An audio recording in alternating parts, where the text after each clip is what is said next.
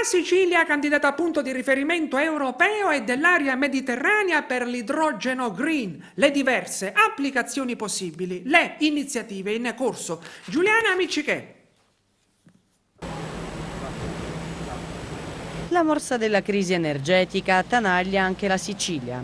Le quotazioni dell'idrogeno sono in aumento e l'isola avrebbe le carte in regola per assurgere a collettore strategico per l'area mediterranea, un hub europeo per l'idrogeno green.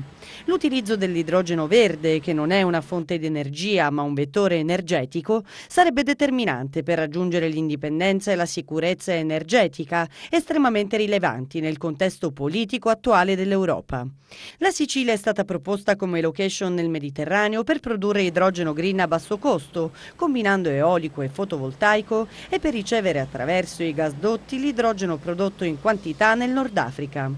Non si tratta di idrogeno grigio, prodotto da combustibili fossili e destinato ad esempio all'industria chimica o al settore ospedaliero, ma di quello verde, ovvero prodotto con l'uso esclusivo di fonti rinnovabili.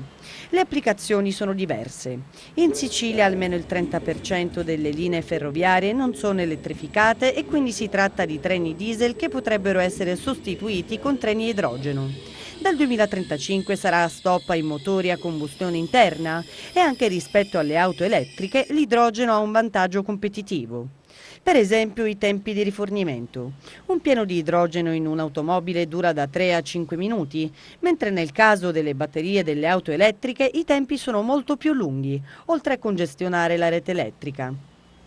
Il PNRR, per quanto riguarda l'idrogeno, prevede un finanziamento intorno a 3 miliardi e 600 milioni di euro. A livello regionale vi è in corso l'iniziativa di Enel Green Power per la costruzione di un centro a Carlentini, in provincia di Siracusa, dove è prevista l'installazione di un impianto di elettrolisi di circa 10 megawatt, ovvero 1 milione di watt. Vi sono poi altre iniziative legate ai poli petrolchimici di Gela, della Sicilia orientale e di Milazzo tramite SNAM, Sapio ed Eni. La Sicilia giocherà un ruolo fondamentale per quanto riguarda la diffusione delle tecnologie a idrogeno, perché è al centro del Mediterraneo e nei paesi nordafricani c'è un'elevata disponibilità di energia rinnovabile, soprattutto solare, che potrà servire per produrre idrogeno attraverso l'elettrolisi dell'acqua, utilizzando anche l'acqua di mare attraverso una desalinizzazione. Quindi l'idrogeno prodotto potrà essere trasportato attraverso gasdotti in Sicilia o in Spagna e la nostra isola avrebbe il ruolo di hub per l'idrogeno.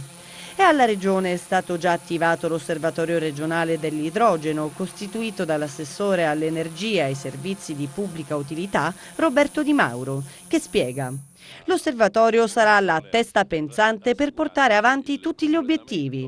La Sicilia deve adeguarsi agli obiettivi europei del 2035, ovvero adottare tecnologie a zero emissioni, e ci si sta muovendo per ridurre al massimo la spesa dell'energia, per migliorare il clima e ottenere risorse per lo sviluppo. In un certo senso io credo che